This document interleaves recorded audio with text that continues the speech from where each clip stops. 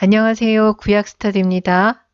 언약의 책 중에 시민사회법의 첫머리에 등장하는 종에 관한 법률 다음에 출애굽기 21장 12절 17절에는 사형으로 다스리는 세 가지 중범죄가 기록되어 있습니다.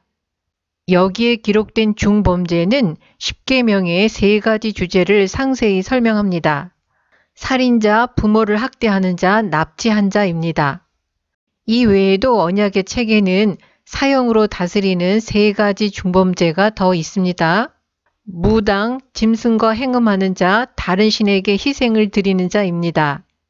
사형에 해당하는 죄는 뭐뭐할 때가 아니라 뭐뭐하는 사람을 다루고 있습니다. 그리고 십계명의 문체와 유사하게 필연법 형식으로 기록되어 있습니다. 사람을 쳐 죽인 자는 반드시 죽일 것이나 출애굽기 21장 12절은 고의로 사람을 죽인 자를 말합니다.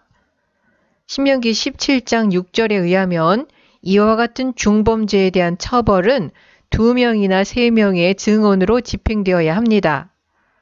그리고 금전적인 보상으로 살인자의 처벌을 대신할 수 없습니다. 민수기 35장 31절은 이와 같은 사실을 분명히 명시하고 있습니다. 살인죄를 범한 고살자의 생명의 속전을 받지 말고 반드시 죽일 것이며, 고살자는 고의로 살인을 저지른 사람을 말합니다. 그러나 고대 근동에서는 살인을 가정이나 부족에 대한 경제적인 손실의 관점에서 이해합니다. 이스라엘 신앙이 살인에 관하여 고대 근동과 다른 관점을 갖고 있는 근거는 창세기 9장 6절에서 설명되고 있습니다. 사람의 생명을 보호하는 이유는 사람이 하나님의 형상으로 지음받았기 때문입니다.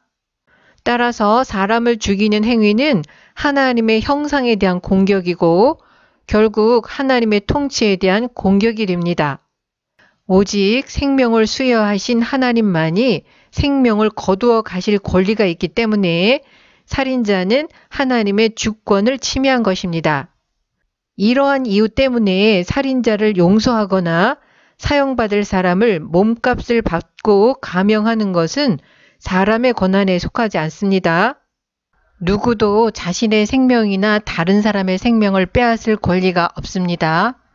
그러나 의도하지 않은 살인은 불법적인 살인과 다르게 취급되어야 합니다.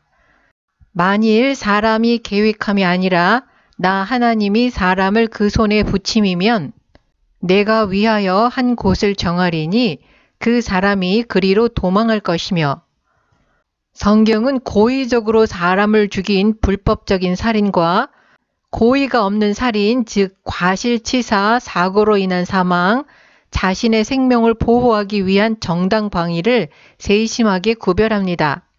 13절 배후에 있는 신학적인 가정은 희생자의 죽음이 하나님의 섭리적인 간섭에 의해 발생했다는 것입니다. 따라서 의도하지 않은 살인자는 자신도 모르는 대리자였다는 것입니다. 13절 본문의 배경은 고대 사회에 널리 퍼진 피해 복수라는 관습입니다. 중앙정부가 없었기 때문에 가족과 부족의 결속을 위해서 사적인 정의를 집행하는 관습이 생겨난 것입니다. 피해 복수자, 즉 일반적으로 희생자의 가장 가까운 친족은 희생자의 복수를 해야 하는 의무를 지게 됩니다. 그러다 범죄자에 대한 정의를 집행하는 주체는 사적 보복이 아니라 국가에 의해서 집행되어야 한다는 개념이 발전하게 되었습니다. 따라서 피해 복수 제도를 없애는 문제가 시급한 일이 되었습니다. 도피성 제도는 의도하지 않고 사람을 죽인 경우 그 사람을 피해 복수자로부터 보호하기 위해서 고안된 것입니다. 오경의 법적 본문에 나타나는 피해 복수 제도를 사회적으로 통제하기 위한 시도들은 피해 복수자에 의한 사적인 복수가 끈질기게 남아 있었음을 보여주고 있습니다. 본문에 언급된 한 곳은 신성한 장소, 즉 성소를 의미할 것입니다. 신성한 성소 구역은 침범할 수 없었기 때문입니다. 그러나 만일 고의로 사람을 죽인 살인자가 신성한 장소에 들어갔다면 신성한 영역일지라도 침범할 수 없는 치유의 법권의 지위를 상실하게 됩니다. 사람이 그 이웃을 짐짓 모살하였으면 너는 그를 내 단에서라도 잡아내려 죽일지니라. 랍비 주석은 이 본문에서 제사장이 살인죄로 유죄 판결을 받는다면 그가 제사장으로서의 신성한 의무를 수행하는 중이라도 즉시 중단시키고 성전에서 끌어내야 한다는 규칙을 이끌어내었습니다. 제단불을 잡았던 아도니아와 요압을 솔로몬이 끌어내서 죽인 사건은 제단불을 잡음으로써 도피처를 구하는 관습이 실제했다는 것을 보여주고 있습니다. 도피성 밖이라도 제단불을 잡으면 맹목적인 피해 복수를 면할 수 있었다는 것입니다. 그러나 고의적인 살인의 경우에는 보호받을 수 없습니다. 자기 아비나 어미를 치는 자는 반드시 죽일지니라. 그 아비나 어미를 저주하는 자는 반드시 죽일지니라. 16절 납치에 관한 법 때문에 분리되어 있지만 15절과 17절은 사실상 하나의 계명, 즉 부모를 공경하라는 10계명의 제5계명에 대한 노골적인 위반을 다루고 있습니다. 15절은 아들이나 딸이 부모에게 폭력적으로 육체적인 공격을 한 경우를 다루고 있습니다. 17절은 말로 하는 학대를 다루고 있습니다. 성서에서 두 범죄를 심각하게 다루고 있는 것은 성서의 신앙이 건강한 사회의 필수 전제 조건으로서 가정의 온전성에 할애하는 중요성을 암시하고 있습니다. 여기에는 가정의 해체는 필연적으로 전체 사회 조직을 찢어놓는 결과에 이를 것이라는 확신이 들어 있습니다. 함무라비 법전은 아버지를 친 아들의 손을 절단하도록 규정합니다. 반면에 어머니에 대한 공격은 언급되어 있지 않습니다. 랍비들의 주석에 따르면 성인이 된 아들이나 딸의 공격으로 인해서 육체적인 부상으로 실제적인 고통을 겪을 때만 죽음의 형벌이 가해집니다. 아비나 어미에 대한 저주, 이 범죄의 충격적인 성격은 저주가 잠재적인 힘을 소유하고 있고 그 자체의 파괴적인 생명력을 갖고 있다고 믿는 문화에서 더 강화됩니다. 15절과 17절 외에도 신명기 21장 18절 20절은 부모 공경 계명을 위반하는 악행들을 열거하고 있습니다. 그 아비의 말이나 어미의 말을 순종하지 않는 자, 부모가 징계해도 듣지 않는 경우 방탕하며 술에 잠긴 자입니다. 사람을 후린 자가 그 사람을 팔았든지 자기 수하에 두었든지 그를 반드시 죽일지니라. 후리다는 것은 납치를 말합니다. 고대 사회에 널리 퍼졌던 노예 매매가 이 규정의 자극제가 되었을 것입니다. 고대 사회에서 납치의 주된 동기는 희생자를 강제로 노예 상태로 만들기 위해서였습니다. 다시 말해서 납치범 스스로 희생자를 노예로 부리거나 아니면 노예 상인에게 돈을 받고 팔기 위해서였습니다. 요셉이 노예 상인에게 팔린 이야기는 이런 종류의 매매를 생생하게 증언해주고 있습니다. 함무라비 법전도 납치에 대하여 죽음의 형벌을 규정합니다. 그러나 희생자는 자유인의 어린 아들로 한정하고 있습니다. 그리고 그 법이 나타나는 문맥은 납치가 경제적인 범죄로 간주되었음을 보여줍니다. 그러나 이스라엘에서 납치는 살인과 마찬가지로 생명을 존중하지 않는 행위로 다루고 있습니다. 출애굽기 21장 16절은 납치의 희생자가 누구든지 적용됩니다. 다만 신명기 24장 7절은 납치의 대상이 이스라엘 자손 중 한 사람인 경우로 한정하고 있습니다. 너는 무당을 살려두지 말지니라. 마법을 행하는 관습은 고대 근동세계의 보편적 현상이었습니다. 다신론적 시스템 내에서 신들과 독립적이면서 궁극적으로 신들을 통제하는 실체는 마법이었습니다. 그래서 초자연적인 힘을 활성화하고 조작하려는 시도가 마법의 본질을 구성했습니다. 따라서 마법을 행하는 것은 고대 근동 종교의 필수 불가결한 구성 요소가 되었습니다. 모세와 아론과 겨루었던 애굽의 마술사들에 의해서 마술이 사용되었습니다. 홀로 우주의 주권을 갖고 계신 창조주 하나님에 대한 신앙, 즉 성서적 유일신 신앙은 신비한 힘을 조작하고 조종하려는 마법과는 양립할 수가 없습니다. 그래서 이스라엘 신앙은 무자비하게 가차없이 마법에 대한 대중들의 믿음과 그 관행을 뿌리 뽑기 위해 투쟁했습니다. 사람이 자기 앞날을 거의 알 수 없는 것은 창조주 하나님의 뜻입니다. 그러나 사람들은 예로부터 이러한 한계에서 벗어나는 길과 미래를 자신의 손아귀에 쥘 수 있는 수단들을 찾아왔습니다. 신명기 18장 10절에서 12절에는 이스라엘 주변 국가에서 미래를 알기 위해서 행하는 신비한 관행들을 모조리 가증한 일로 정죄하고 있습니다. 복술자나 기륭을 말하는 자나 요술하는 자나 무당이나 진언자나 신접자나 박수나 초혼자를 너희 중에 용납하지 말라. 분명히 복술은 마지막 때에도 여전히 행해질 것입니다. 요한계시록 18장 23절에 의하면 마지막 날에 영적 바벨론은 심판을 받기 전에 복술로 만국을 미혹할 것입니다. 불과 유황으로 타는 못에 던져지는 자들의 목록에 점술가들도 포함됩니다. 신구약 성경이 분명하게 죄로 규정하는 미래를 알기 위해 미래를 조종하기 위한 복술은 기독교인의 생활의 일부가 되어서는 안 될 것입니다.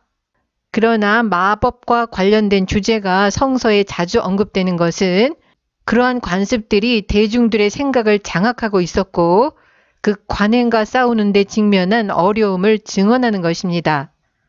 짐승과 행음하는 자는 반드시 죽일지니라. 이와 같은 변태적 행위는 레위기 18장 23절과 레위기 20장 15, 16절에서 다시 금지됩니다. 거기서는 그러한 행동이 이스라엘이 가나안 땅에 정착하기 이전에 그 땅에 살던 가나안 사람들의 가증한 행위 중 하나로 언급되고 있습니다. 고대 근동 법전에서는 오직 히타이트만이 짐승과 행음하는 행위에 대하여 죽음의 형벌을 규정하고 있습니다. 우리가 사는 시대와 마찬가지로 그 당시에도 성은 하나님이 제정하신 신성한 목적에서 분리되어 단순히 육체적 쾌감의 수단으로 더 나쁘게는 영적인 힘에 접근하는 수단으로 사용되었습니다. 자극적인 쾌감을 탐하는 사람들에 의해서 점점 더 다양한 형태의 변태적 행위가 자행될 가능성이 높습니다. 짐승과 행음하는 행위, 즉 수간은 인간의 존엄성을 박탈하고 하나님의 형상대로 창조된 하나님의 대리자가 아니라 짐승과 가깝게 만듭니다. 창조 이야기에서 어떤 동물도 첫사람 아담에게 적합하지 않았습니다. 그래서 하나님은 인간의 성을 창조하시고 결혼 제도를 세우셨습니다.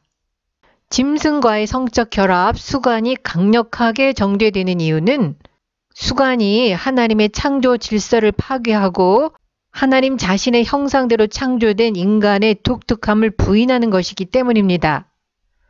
신약 성경에서 수간이 언급되지 않지만 그것이 수간을 허용하거나 수간에 대한 구약의 강력한 정죄가 약화된 것으로 해석되어서는 안 됩니다. 구약의 율법 중에서 의식적인 법들은 예수 그리스도의 죽음과 부활로 성취되었습니다. 또한 율법의 정죄하는 힘이 폐지되었습니다. 그럼에도 불구하고 율법 자체가 폐기된 것은 아닙니다. 십계명은 시대와 문화를 초월하여 세상을 다스리는 하나님의 창조 원리에 속합니다. 다만 십계명의 세부 지침은 시대와 문화의 간격이 있기 때문에 현대 사회에 문자 그대로 적용시킬 수는 없습니다. 그러나 대부분의 율법은 여전히 무엇이 옳고 그른지, 무엇이 도덕적이고 비도덕적인지에 대하여 하나님의 뜻을 가르쳐주고 오늘날 기독교인들을 인도하는 지침입니다. 여호와 외에 다른 신에게 희생을 드리는 자는 멸할지니라. 20절은 십계명의 제1계명의 위반을 말하고 있습니다. 너는 나 외에는 다른 신들을 내게 있게 말지니라는 십계명의 제1계명이 본문에서는 야훼 이외의 다른 신에게 희생을 드리는 것을 구체적으로 겨냥하고 있습니다. 멸하다를 의미하는 히브리어 하람은 진멸을 의미하는 헤렘에서 유래된 것입니다. 단순히 죽음의 형벌보다 더 엄중함을 암시합니다. 따라서 멸하다는 전적인 소멸을 암시하며 죄인의 재산의 파괴도 포함합니다. 사람의 존재 이유는 유일하신 참 하나님, 야훼 하나님을 영화롭게 하고 즐거워하는 것입니다. 우상 숭배는 이러한 인간의 존재 이유를 근본적으로 부정하는 것입니다. 살인이 몸을 죽이듯이 마법과 우상 숭배의 거짓 종교는 인간의 영혼을 죽입니다. 하나님과 이스라엘이 맺은 언약은 야훼 하나님께만 배타적으로 충성할 것을 기초로 하고 있습니다. 그런데 슬프게도 이스라엘 민족의 역사는 우상 숭배로 얼룩져 있음을 보여줍니다. 우리들은 우상이라는 말을 들으면 고대 세계에서 이교도들이 숭배했던 조각한 신상들을 연상합니다. 그러나 21세기 우상은 수천 년 전의 신상들과 다른 모습을 하고 있습니다. 현대의 우상을 이해하면 왜 이스라엘이 그토록 강력하게 우상의 유혹을 받았는지 이해하는 데 도움이 될 수 있습니다. 현대의 우상은 소유, 직업, 인간관계, 취미, 스포츠, 오락, 성공, 탐욕, 알코올, 마약, 도박, 음란물 중독같이 우리의 삶에서 하나님보다 우선시하는 모든 것, 다시 말해서 우리의 마음에서 하나님의 자리를 차지하는 모든 것이 될 수 있습니다. 우리가 우상화하고 있는 것들 중에서 일부는 명백하게 죄악입니다. 그러나 우상화하는 것들 중에 어떤 것들은 예를 들어서 성공, 경력, 인간관계 같이 좋은 것일 수도 있습니다. 그렇지만 그것들이 우리의 마음을 주님으로부터 멀어지게 한다면 그것은 우상숭배가 됩니다. 하나님이 주신 선물이 하나님을 대신한다면 우리는 우상숭배에 빠진 것입니다. 우리의 마음을 사로잡는 모든 우상은 결국에는 우리를 공허하게 만들고 멸망의 길로 인도할 것입니다. 오늘 영상은 여기서 마치겠습니다. 시청해 주셔서 감사합니다.